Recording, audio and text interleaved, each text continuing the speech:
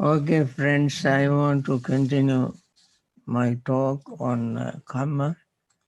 I hope you are not tired of listening to Kamma so much, but I try to make it as uh,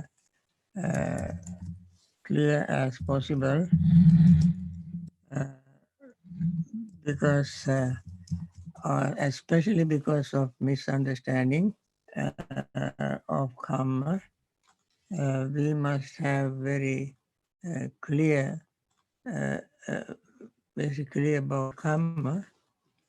That is just karma is simply is action, but it is called accumulation. Uh, this accumulation are three types. They are wholesome accumulation, unwholesome accumulation, and imperturbable accumulation.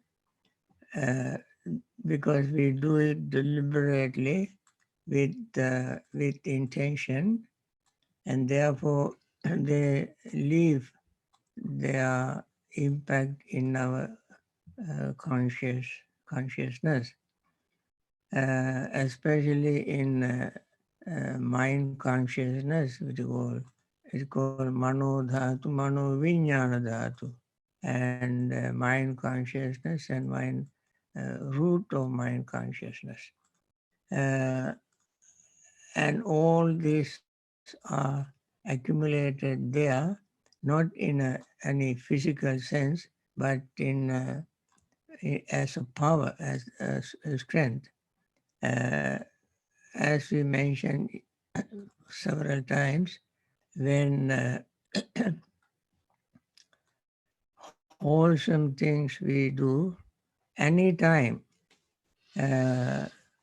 any thoughts, word, deed we do intentionally, any wholesome thing, you may is the way, small way that I can respect the Buddha for as a sign of gratitude and respect for what he has done for the world, living beings. His compassion was not limited only to living beings, even in non-living beings or sort of plants and trees. In the Dhammapada, Buddha said, Vanang chindata maru kang, vanato jayati bhayang, chetva vanancha vanatancha nibbana hota bhikkhavo. Vanang chindata, vana is forest, jungle. He said, Vanang chindata, destroy the jungle or forest, but don't cut trees. Now, this is a very special message. Without cutting trees, you have to destroy the jungle. This is metaphorical. He did not, when he said destroy the jungle, jungle is jungle of defilements in our mind, but not the jungle that has trees and plants. Buddha said, don't cut them. In fact, it is highly ordained, high ordained monks and nuns are not supposed to cut trees and plants, but there is no such rule for lay people. Anyway, also Buddha introduced rule that monks and nuns must spend 3 months in one place, like their monasteries, kutis, and so on, because during the rainy season, all the plants, seeds and so on begin to sprout, and if they travel, they will trample on them and destroy them, and that would hurt the environment. So he was so compassionate not only for human beings and animals, but also even for the plants. It doesn't mean that he went to any extreme, but this is a special regulation for monastics. Otherwise, they also will be uh, doing harm to environment, contributing their destroying the environment. Even when they want to build a kuti, they have to get uh, donated uh, material to build the kuti and so on. So in there is a little kamma, very minor kamma, but uh, according to some Vinaya commentaries, uh, some monastics who destroyed plants accidentally had to bear unfavorable, unpleasant, woeful uh, consequences, painful consequences. These are, of course, we find in commentaries. However, Buddha's compassion is so great that he wanted us to protect our mind from committing such unwholesome actions, because it accumulates if it is committed. So wholesome accumulation is supporting, cultivating all the wholesome thoughts, words, and deeds. Uh, Something to be wholesome, it should be free from greed, hatred, and delusion all the time, invariably. There is no any exception to that. Sankara, punya abhisankara, Pali word is abhisankara. We abhisankara means collecting, accumulating sankara. Abhisankara. Punya abhisankara, wholesome collection of mental power, collection of wholesome mental power, abhisankara, punya abhisankara. Then the opposite is called apunya abhisankara, collection of unwholesome kamma, and unwholesome becomes greed, hatred, and delusion, unwholesome roots. With those roots, when we commit something, that becomes unwholesome. Imperturbable accumulation, as we mentioned, if you don't remember, let me remind you, imperturbable accumulation is when we uh, practice meditation, attain jhanas. When we practice meditation, there are two possibilities. One is developing, attaining jhanas and attaining higher jhanas and developing various uh, mental, what you call superhuman powers, which of course is not the Buddha's goal, because there were many even before he came to, before he attained enlightenment, he came across many sages and saints, ascetics, mendicants, who practice meditation and attain jhanas and gain supernatural powers. That, of course, is additional embellishment, so to say, and yet they would not reduce our greed, hatred, and delusion. They would not reduce our suffering. Therefore, Buddha was not encouraging us to go in that way. But he always, is his special discovery is a different path of jhana, of practicing meditation. That is vipassana path. Vipassana path is the path that increase our wisdom of rising and falling, appearing and disappearing, wisdom of dependent origination. And that is what he emphasized. So friends, this much is enough to at the beginning of this morning session. And then we should get ready to go to the next session, uh, starting meditation, and we continue the rest.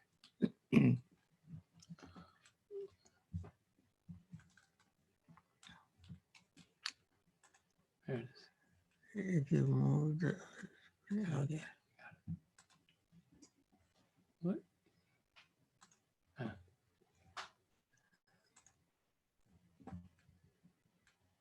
A little too big, I think. Right.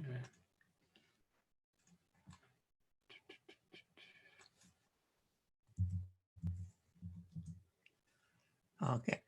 And now uh, let us begin now with metta meditation, and then we continue.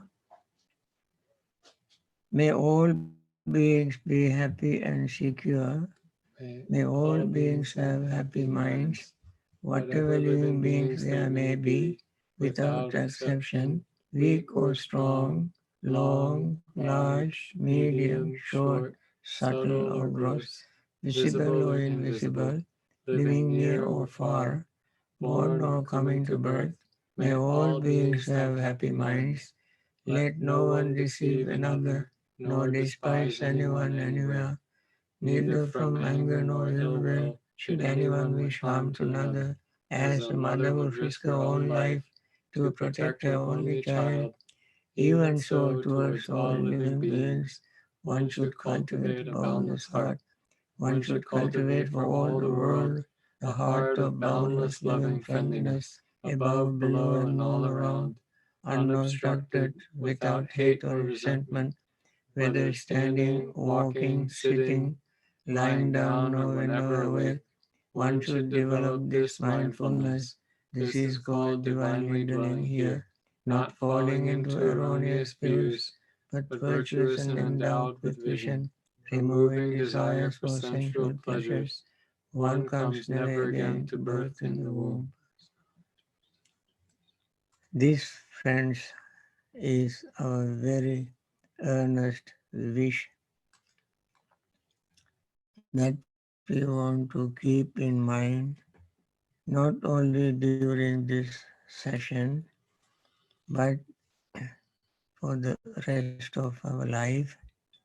This benefits all of us and all others. We want to wish all those who are suffering from this virus, as we every day come to know that the number is increasing in many parts of the world. It seems that there is no any apparent solution within sight, but we hope who are people who are working hard to find a vaccine will be successful to relieve the pain of these suffering beings. Let us all wish together as one body, one mind, with one intention, wish all those who are suffering and their friends and relatives who are suffering together with them be relieved from that suffering and return to normal health and live long, very good health. With this wish, let us begin our mindfulness practice, we pay attention to our breathing as we normally do, noticing inhaling as inhaling, exhaling as exhaling, without verbalizing. Let the breath be as simple, as pure and clear as it is, and we simply let it flow in and out our nostrils. As we pay attention to the breath, we first notice the breath touching our nostrils, and then we feel expanding our lung area and lower abdominal area. As we breathe out, we feel lower abdominal area contracting, chest area contracting, and the breath leaving our nostrils. This happens all the time. Only when we are mindful and pay attention can we notice them. And in this, we notice the feeling of breath, perception of breath, intention to pay attention to breath, and consciousness. They all change together with the breathing. Inhaling, while inhaling they change, we notice that.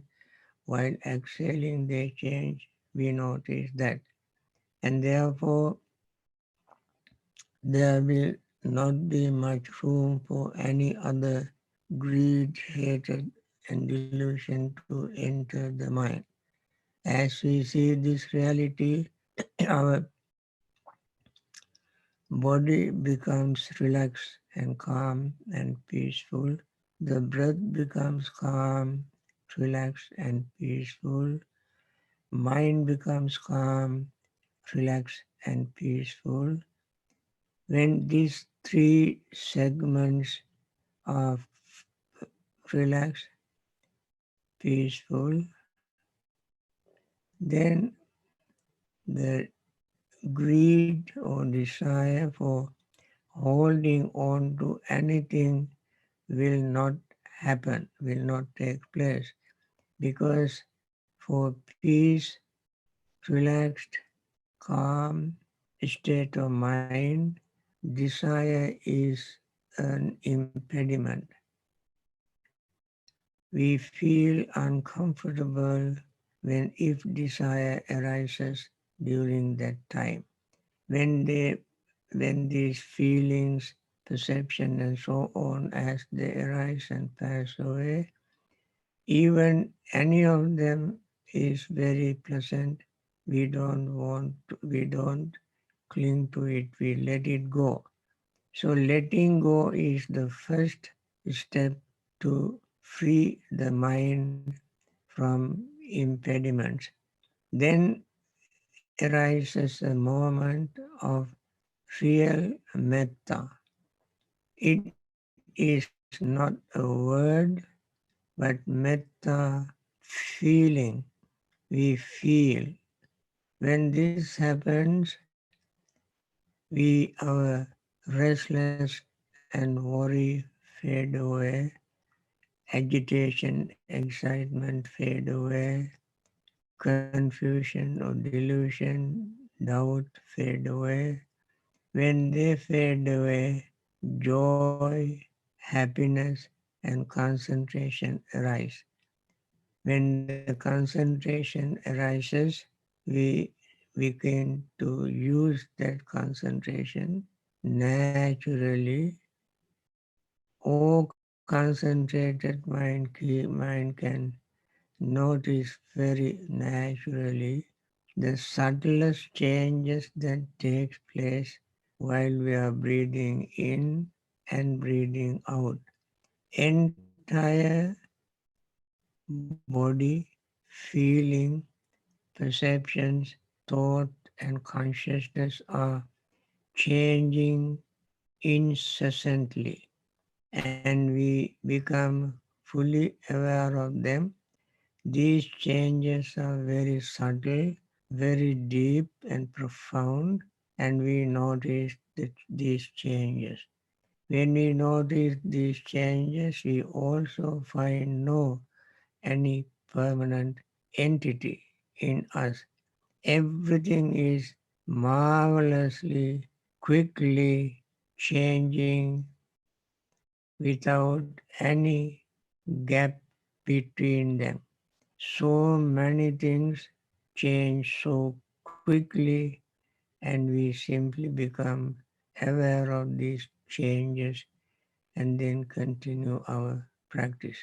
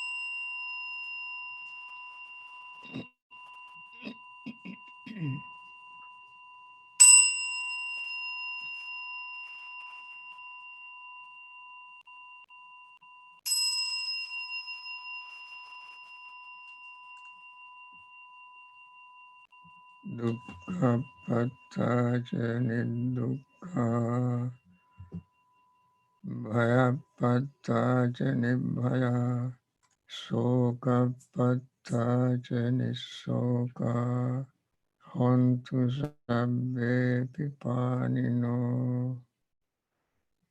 May the suffering be free from suffering. May the fear struck be free from fear. May the grieving be free from grief. So too may all beings be. Once again, friends, this is a very sincere, earnest wish. We know how many people are suffering. There may be very few fortunate people here and there, but even they cannot sleep in peace because they have to think about others who are suffering, especially if they are compassionate, if their heart melts at knowing the suffering of these people that can keep them awake even at night. And therefore there is no one is escaped from this very unfortunate pandemic. And therefore we, as much as we can, try to help them, help all of them. We want to wish them to be peaceful and happy and continue their healthy life. And let me continue our little talk this morning. I was talking on Kamma as the part of dependent origination. Actually, we mentioned several times that Samhara is the second in the dependent origination series of 12 steps, 12 factors. Number one is ignorance. Depending on ignorance, volitional formations arise. And these volitional formations are called kammas. And therefore, when I'm still uh, reminding people that somebody asked me this question, the difference between kamma and sankhara. On the one hand, kamma and sankhara are the same. On the other, uh, sankhara has more in-depth meaning, wider meaning. Kamma has limited meaning. Only those volitional formations are kammas, and sankhara means all existing things that has come that have come into existence through causes and conditions. And therefore the word sankhara has a wider implication than kamma. Now, I also mentioned yesterday two similes or two examples of somebody committing an unwholesome karma once in one's own life, and if the person keeps thinking of it again and again and again and again, he conditions his entire life to think of unwholesome side that he probably might have committed uh, only once. And then the person, even at the moment of death, this would be that arises in his mind as a last thought. And such a person, when is thinking of all this, suppose any tiny things, any other tiny things which also is unwholesome, happen to him, or he begin to may commit another unwholesome, very tiny little thing, the impact of that tiny thing on his life is very great, because he is already suffering, thinking of one event in his life. So when another little thing happens, then he goes again to very bad feeling, depression and so forth. Uh, it is very much like uh, you put large lump of salt into a small cup of water. Then the water in the cup become very, very salty. You even cannot drink.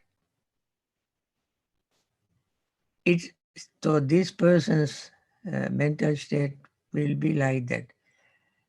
Any tiny little thing can affect him. Uh, for instance, it's just like abused child, abused dog. We have seen abused dogs. They were so physically abused, and I have seen them. If you simply get close to that dog, this dog will cry. This dog will whimper. Uh, so in pain, he has pain. You don't do anything. You simply approach the dog, but dog feel insecure and cry uh, for fear. Why? Because he has been abused. Similarly, any tiny little thing happens, the person becomes extremely sensitive and has more pain. Uh, on the other hand, suppose somebody has done uh, one good thing in all his life, and he keeps thinking of the good thing again and again and again and again. Every moment he thinks of his good thing, that person will be very delighted, happy, thinking that I have done such and such a wonderful thing. I have seen the results. So and so is so happy, so delighted and relaxed and so forth because of my one action. So he keeps thinking about it again and again and again. Uh, and that's what Buddha said, Punyanche Puriso Kaira, Kairathenam Punapunang, Thammi Chandang Kairata, Sukho Punya Suchayo. If you do something wholesome, do it again and again. If you cannot do it again and again, think about it. Think about it again and again. Of course, when we do something good, we probably may not find another opportunity to repeat the same thing. But there is no obstruction for us to think, no obstacle. We can think about it every day, all the time. So the mind is very uh, happy, the person is relaxed and peaceful. So, in such a situation, if uh, another little good things happen to him, he becomes even happier. It is just like a same lump of salt you put into a big river. The river doesn't become salty because the amount of wholesome amount of water in the river is very large, volume is very large. Similarly, when we keep thinking of wholesome thing again and again, then whatever else, when it tiny little thing we do, that also increase our wholesomeness, wholesome thought, wholesome attitude, rather than decreasing. So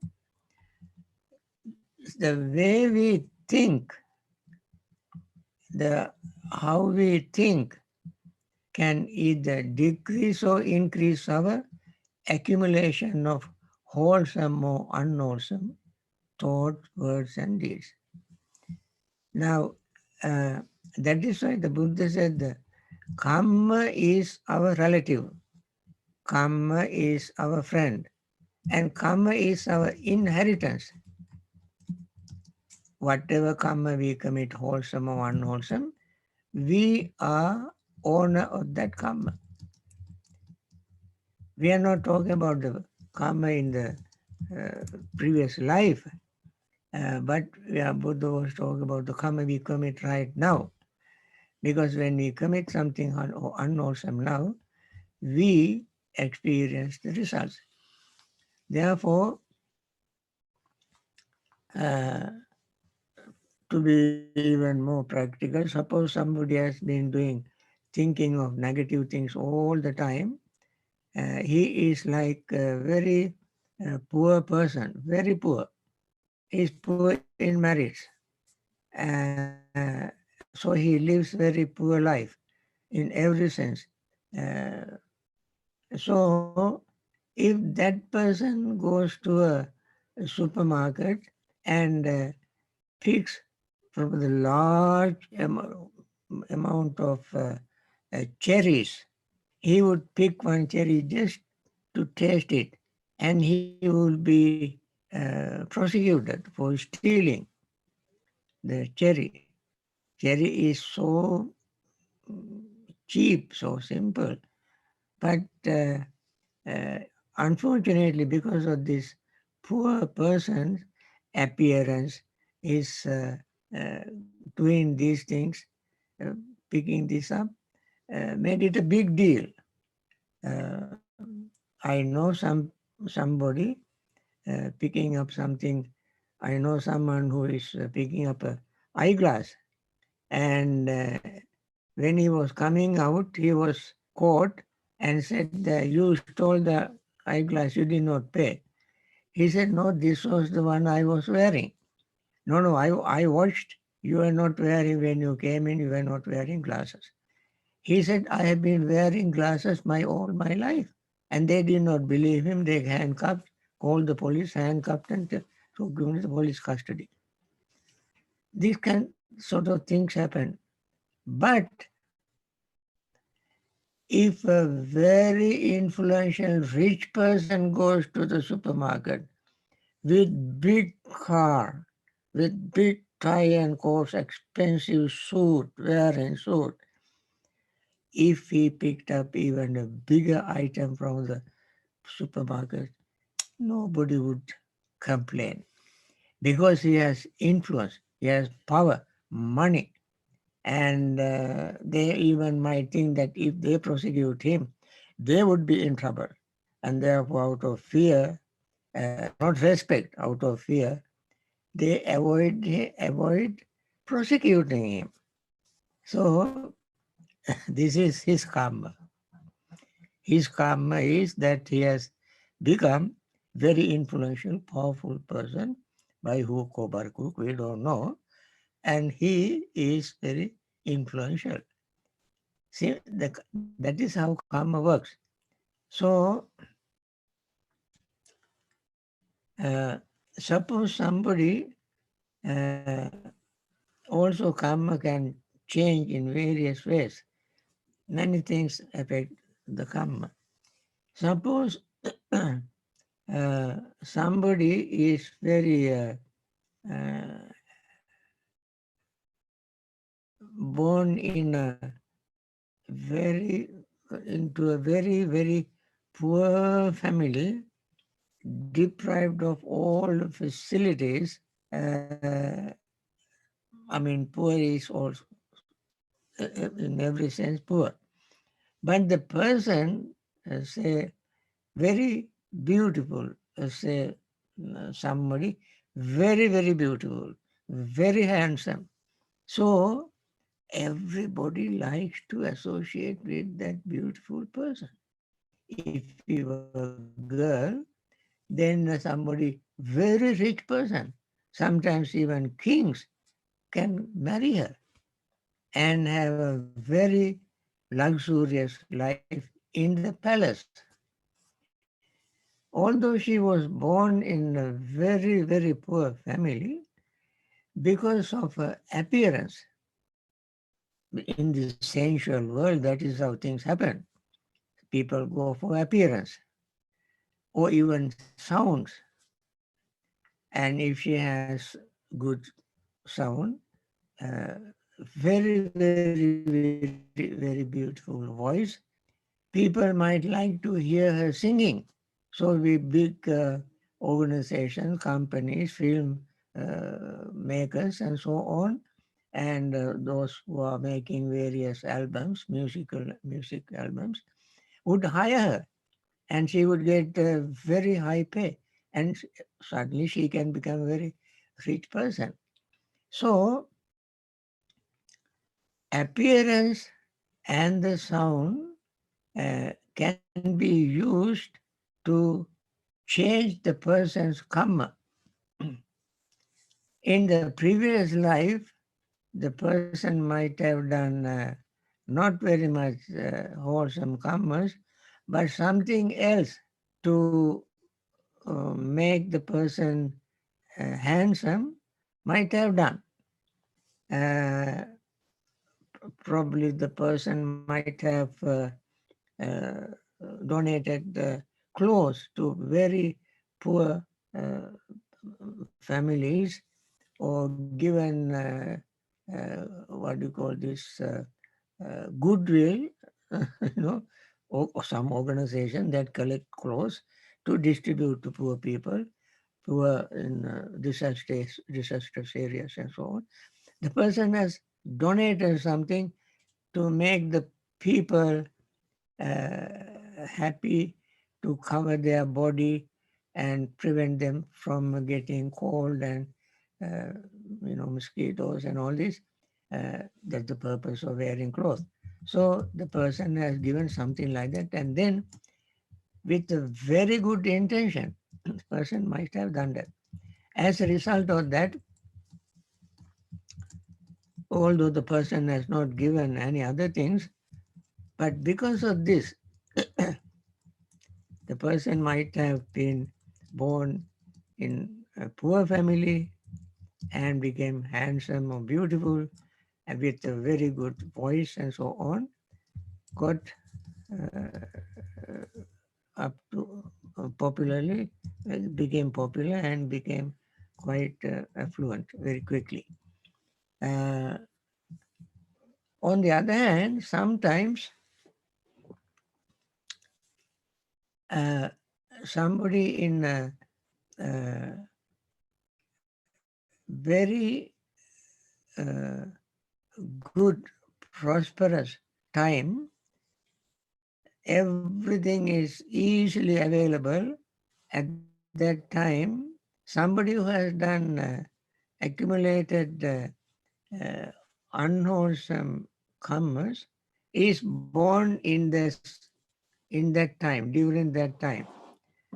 Although the person has accumulated unwholesome karmas, but was born in a very uh, prosperous time of the world. And that person, in spite of poor karma, enjoys the comfort that everybody else enjoys during that time. So, therefore, time also can affect the karma. And therefore, there is no any easy way to sort out how karma operates. That is why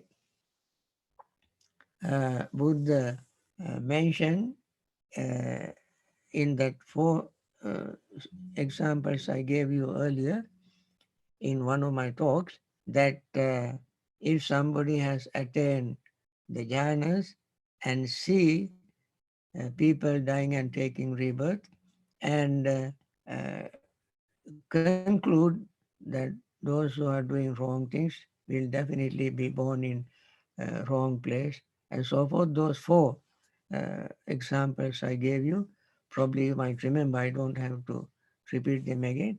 And Buddha saw the things that affect to change the karmic consequences.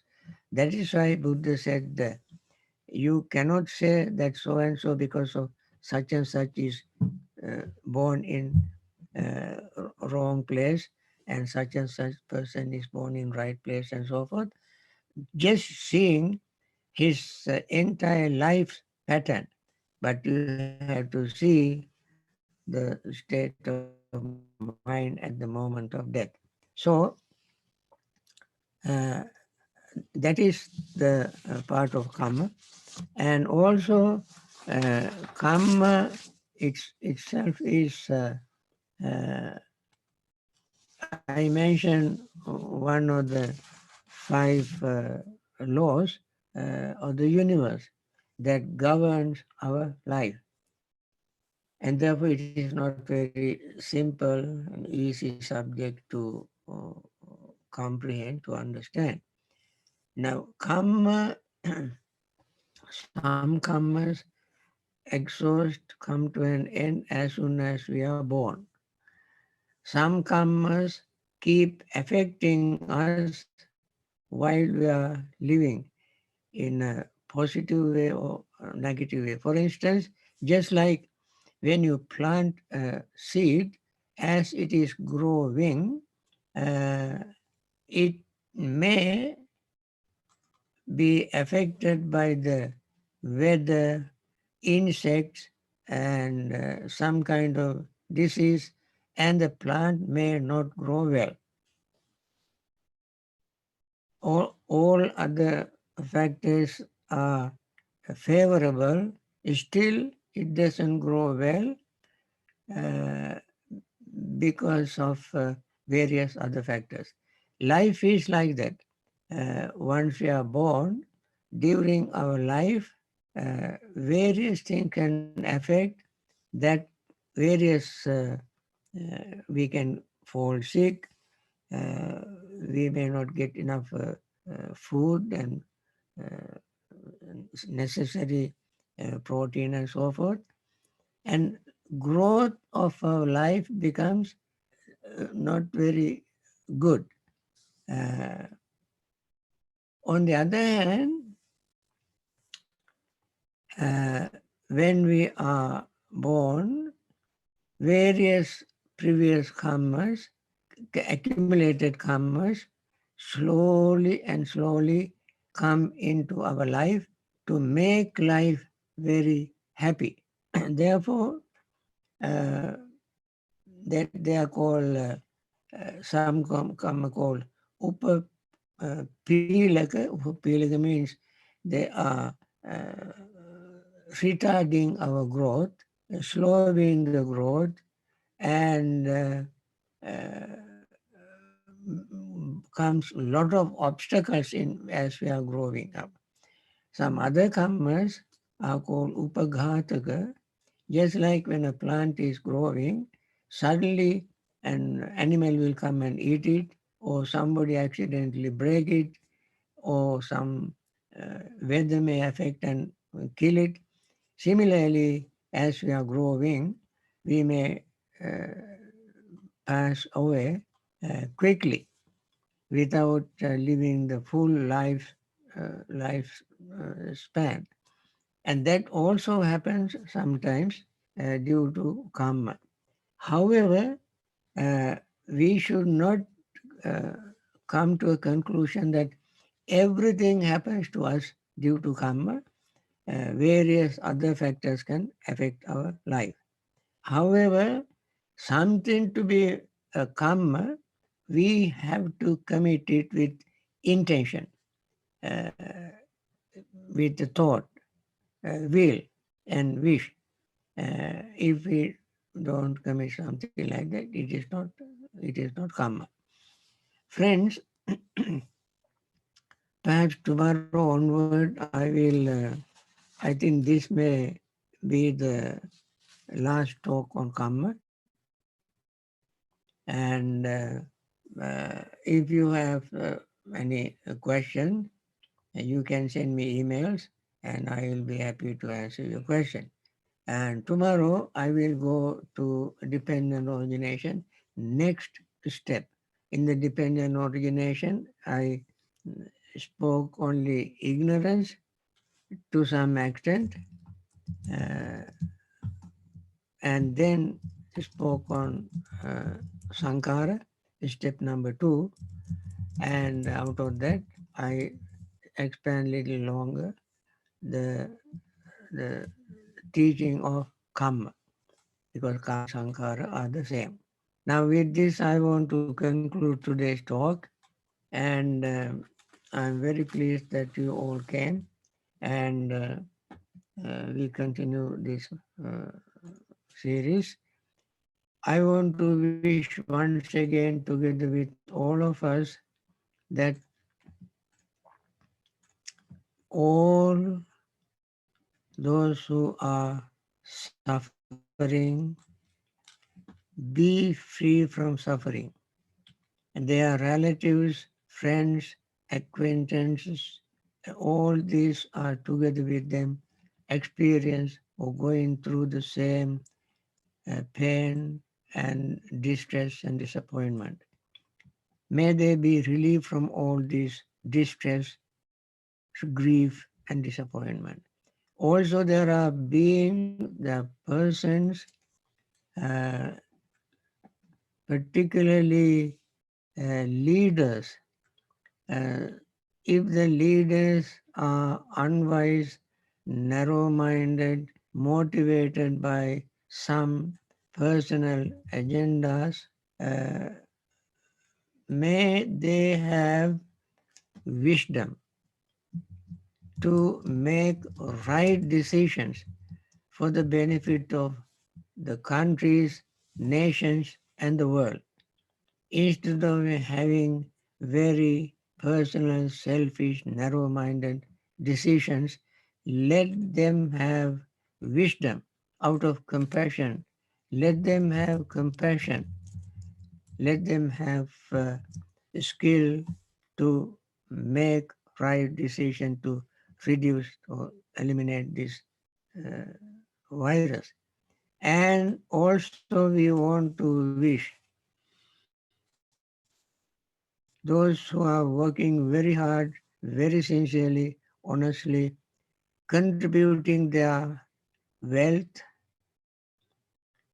strength, and skill, especially those who use their skill, using whatever wealth they have, whatever resources they have, they use their skill to discover, find out a vaccine that would help all these people and future persons who would be affected by this virus, and to help all of them, let them come up with vaccine very quickly and help these people.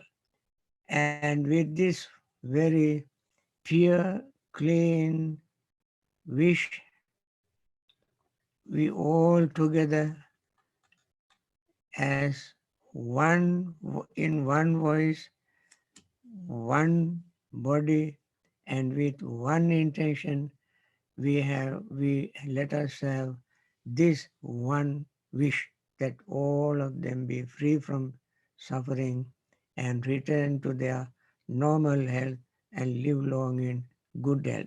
Sadhu, Thank sadhu, you sadhu. for coming, participating in this Dhamma meditation, and benefiting yourself and helping others to benefit.